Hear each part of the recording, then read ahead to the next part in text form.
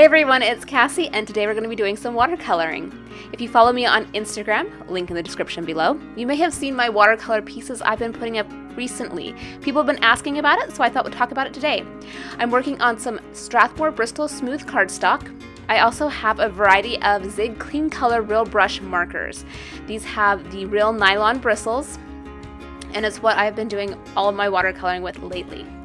I have a silver black velvet 8-round paintbrush. That's what I'm going to be using. I have a paper towel, a ceramic plate, and a mug with just clean water in it.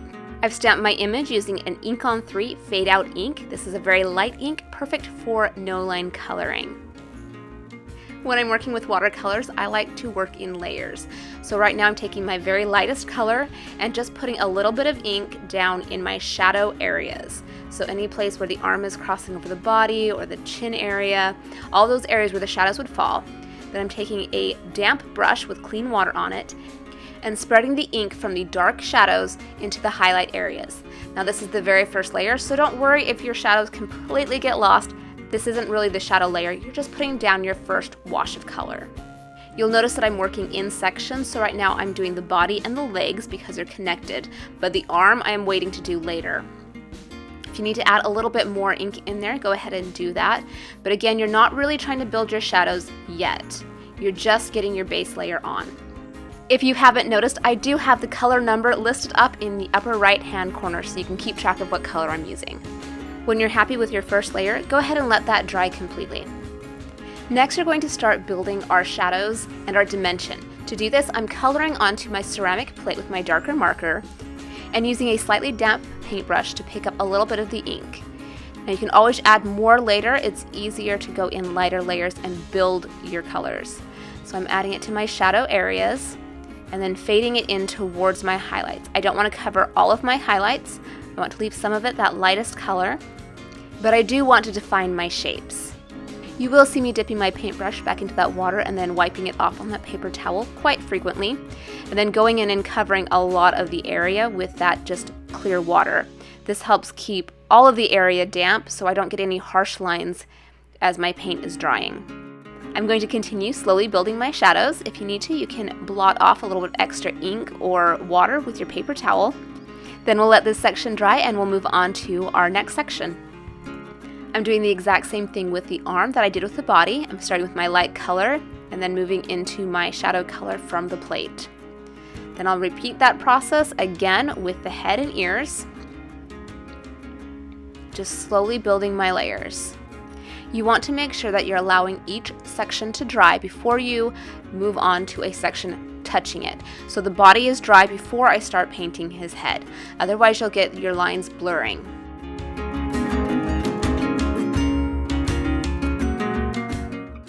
While waiting for his head to dry, I'm going to go ahead and jump to his tail. And then I'll jump back up to finish his snout and then his ears.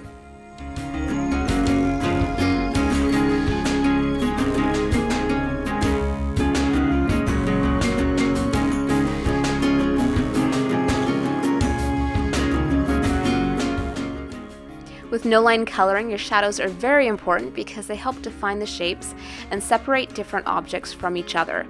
So to help define my shadows even more, I'm putting a gray marker down on my plate and picking up just a little bit of ink. I don't want to go heavy. I'm testing on scrap paper to make sure that I have a very light wash of this gray. And then I'll add that into some of my shadow areas to help separate the pink from the pink, if that makes sense.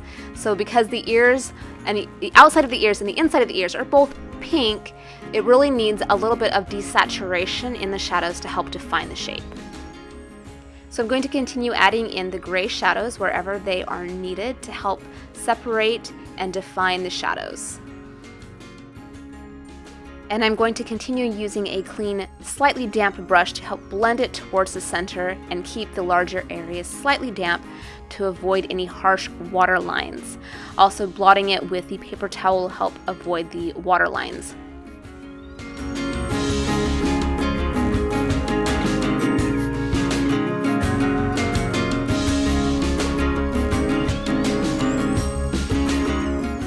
You'll notice when I'm picking up that gray from the plate, I'm picking up mostly water with just a tiny bit of ink in it. Again, I can always go back and add more ink. It's hard to take ink away if you go too dark too fast.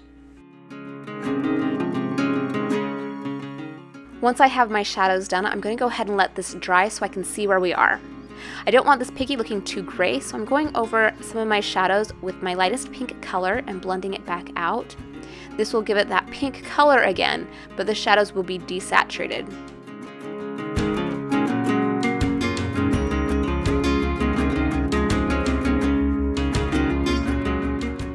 At this point, I'm kind of stepping back a little bit and just seeing what things need more defining, what things need a little bit more shadow, and just adding little bits of color wherever they are needed.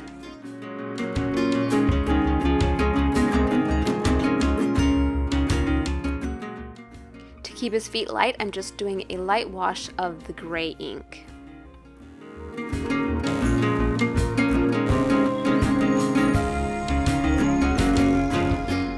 For his snout holes, I'm doing the gray first and then the light pink on top of that, and then I'm drawing in his eyes. Next we'll work on his flower pot, and I'm going to do the exact same process. So I'm just base coating it in my lightest color, and then I'll start building my shadows from there.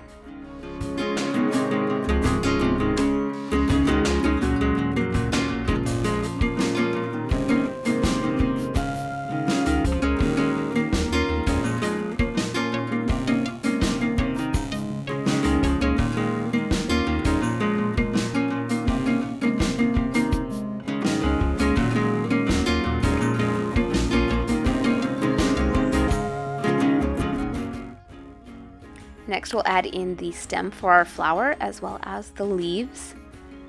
Again, I'm just adding a little bit of color and spreading it around, and then going back in and adding my shadows.